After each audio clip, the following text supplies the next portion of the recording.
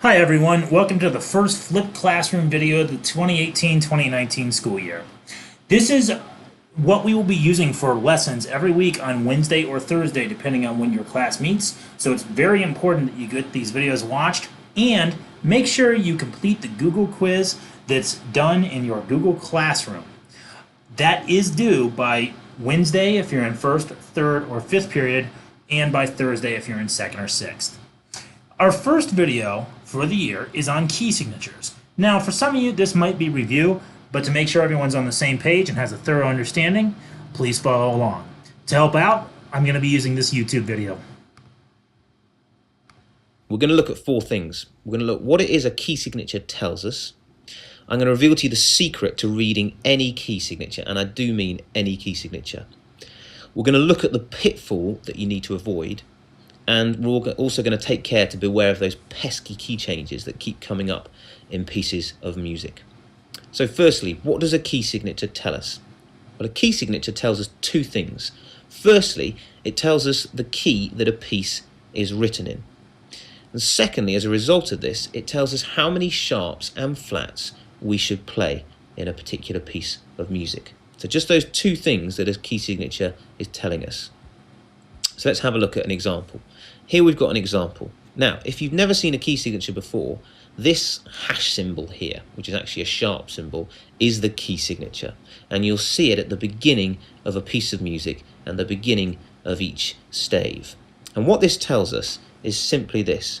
Because this sharp symbol is on the top line there, which we know is an F in the treble clef, what that's saying is that every time we see an F written in this piece of music, we should play F sharp instead. Okay, so we shouldn't play F natural, we should play F sharp. It's telling us that it's in the key of G major.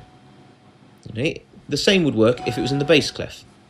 Here we've got a sharp again on the F line, so it's the fourth line up in the bass clef, which is an F, and that again says whenever you see an F note in this piece of music, you are going to play an F sharp instead. Simple as that. Let's have a look at some flats. Here are the flats. Those of you new to flats, they look a bit like an italicized B. And we've got two flats in this particular key signature. One is on the middle line and one is on the fourth space up. So one is on the B line and one is on the E space. And what that tells us is that every time we see a B written in this piece of music, we are going to play a B flat. Also, every time we see an E written in this piece of music, we are going to play an E flat. Okay, there's the same in the bass clef. There's a flat on the B line and there's a flat on the E space. And it says whenever you see a B or an E, you are going to play a B flat or an E flat. It tells us that the key is B flat major. So what's this secret?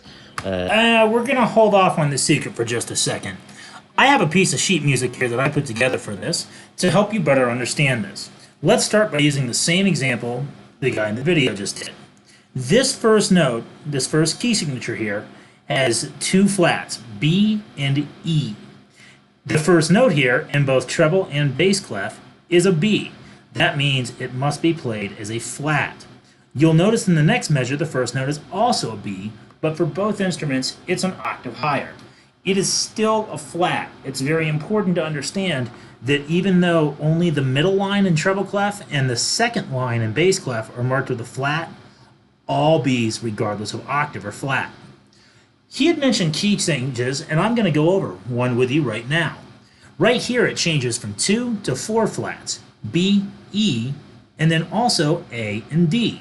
You'll notice that even though the same 4 notes are repeated, over here, this A is natural. Once we have our key change, this A becomes flat.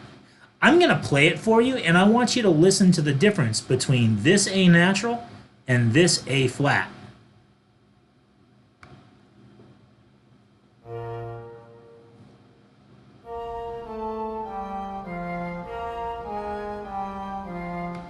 What did you hear? Think about it for just a second. Let's listen again. And again, we're focusing on the second note of each measure, the A.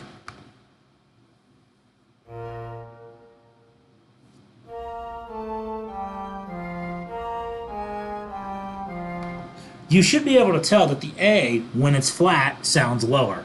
The flats always lower each note a half step, whereas sharps will make it sound higher.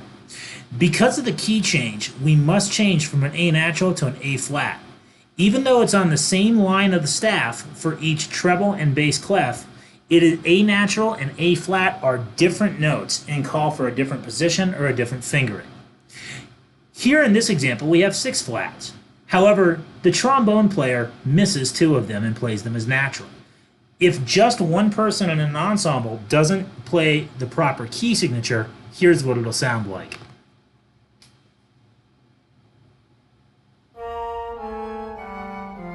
You can hear a clashing sound that's not pleasant to the ear. When we're playing, it's important that we read our key signatures. Now, we're getting up to an awful lot of flats. We can have up to 7 in the key signature. You can also have up to 7 sharps. It's important to remember, though, that no matter how many you have, they're always listed in the same order. And we can use this phrase, bead, greatest common factor, to remember the order of the 7 flats. B, E, A, D, G, C, and F. Here we have 2 flats, a B flat and an E flat. Here we have 4, B flat, E flat, A flat, and D flat. Here we have 6, B, E, A, D, G, and C. And over here we have all 7, B, E, A, D, G, C, F. That's bead, greatest common factor. When we're working with sharps, the order is completely reversed. You can see where it would still say bead, greatest common factor here. B, E, A, D, G, C, F. Same thing but backwards. We start at the end with F. When we have 1 sharp, it's always an F. When we have 2, it's F and C. Over here we have 6. That's F, C, G, D, A, and E. And if we have our 7th one, it would be B. You can use the phrase fat cats go down alleys eating birds to help you remember that. You'll also be making up your own phrase for both the flats and the sharps here in just a few minutes. Now, you've always heard that G, this piece is in a certain key. Say, this piece is in B flat major. What exactly does that mean? Well, the key signatures can tell us. To help explain it, let's go back to our video. That I've been going on about. Well, the secret is this. Count up 1 note from the last sharp of your key signature and you'll be able to tell straight away what key it's in. So let's have a look at our example. Here's G again.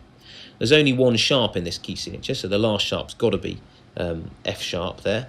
If we count up 1 note, F to G, that tells us that the key is G. It's G major. Let's have a look at another example, see if it continues to work. Here we've got 2 sharps. We've got an F sharp and a C sharp. Okay, let's count up 1 note from the last sharp, C to D, and that tells us that the key signature is D major. So let's have a look at this key signature, an utterly terrifying prospect, all of these sharp symbols. Well, actually, it doesn't need to be terrifying anymore, because there's the last sharp, it's an A, go up 1 note, A to B, that tells us that the key signature is B major. It really is as simple as that. You should be able to impress your musical friends with your newfound knowledge that you can read any key signature that has a sharp in it. Good news is there's a similar rule for the flats, and it's this. You need to look at the penultimate flat of the... Penultimate, as a reminder, is a word that means second to last. So here where you have 2 flats, we're going to look at the second to last one. The E is the last, the B is the penultimate. The key signature. Have a look at this key signature. B flat and E flat. Look at the penultimate note. That's B flat, and that tells us the key signature is B flat major. Let's have a look at this one. B flat, E flat, A flat, D flat. Look at the penultimate note. It's A flat major. Let's have a look at another terrifying one. Lots and lots of flats here. Simple to work out. Look at the penultimate flat. It's on a G. It's got to be G flat major. Okay. Before we finish up, let's look at our sheet music again. Here are several of the examples he gave, but also some new ones. 2 flats. Well, to find the key, you look at the penultimate one. B and E, the penultimate is B, so it's in B flat major. Here we have 4. B, E, A, and D. The penultimate flat is A, so this part is an A flat major.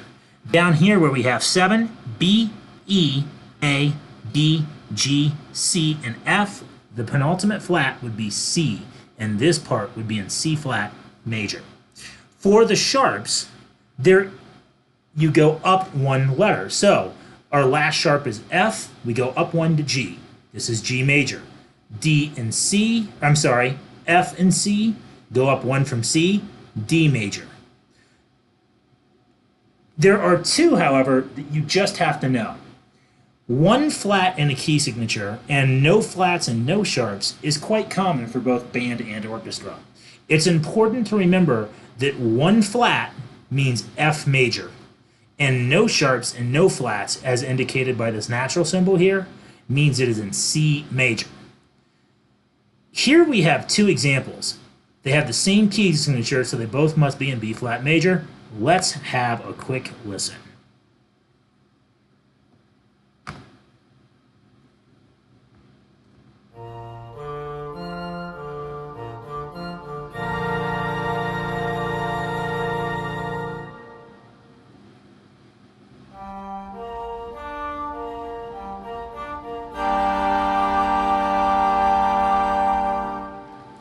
Hang on a second.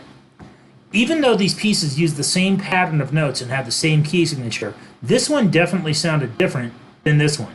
Here's another listen. The first two lines are in B flat major. The second two lines, however, are in its relative minor. Every major key has a related minor key, meaning that the major key and the minor key both use the same key signature. In this case, B flat major's relative is G minor. You can always find the relative minor by going backwards 3 notes from the major. Here it is again, the first part in B flat major.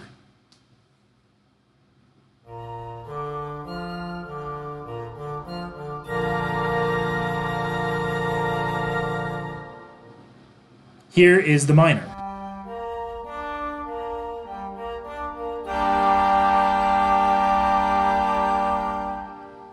You'll notice that in B flat major, this piece starts on a B flat, and the bass note is also a B flat. It also ends on B flat major chord. Here, however, this part starts on G. That's 3 notes down from B.